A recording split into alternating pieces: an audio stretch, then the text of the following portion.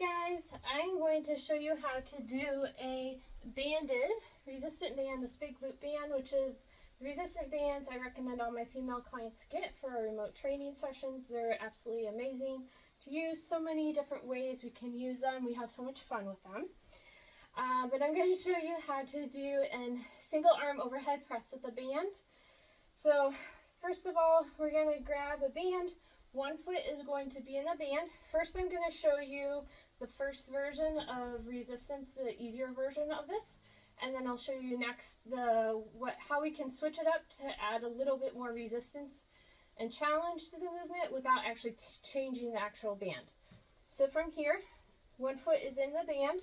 Same hand is going to grab onto the band in between my thumb, and I'm going to clasp my fingers closed. From here, I'm making sure that I'm standing nice and upright, soft bend in the knee, core is engaged, suctioning my feet to the floor. I'm going to start with my fists at shoulder level, and then from here, I'm going to press straight to the sky, and then pull down. Press straight to the sky, and then pull straight down. When you pull down, I want you to think of using your lat muscles to pull that weight down, and then also we don't want to make sure we're not shifting our hips side to side. Again, we're standing nice and upright, core is engaged, fist returns to your shoulder, and then we go overhead as well. Another key thing to make sure that we're doing correctly is not arching the low back as we overhead press. Sometimes people do this to try and get more range of motion in the movement, and we don't want to do that so that we don't aggravate that low back. So again, core engaged, that's the key to not arching that low back. So core engaged, breathe in, push the air out as you overhead press, pull the band down, the hand down, thinking of using that lat, again, overhead press, and then pull the band down. Another key thing to think about, the second key thing besides the low back, is your shoulder. We want to make sure we're not creeping that shoulder into that ear.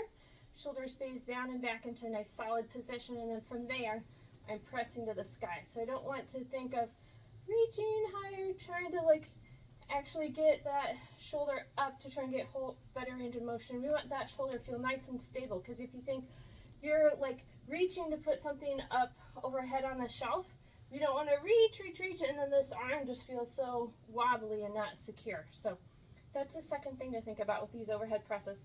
On to the second version of how to make this a little bit more challenging. So we have the one foot in the band, and then opposite hand is going to hold on to the band just like we did before in between your thumbs, clasp your fingers.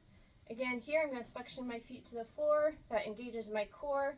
I can make a fist with my free hand. That creates more tension in my body so I feel more solid.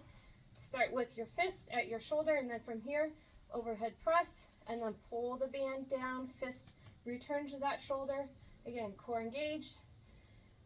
Gaze forward, press straight to the sky, pull back down to your shoulder, press, pull,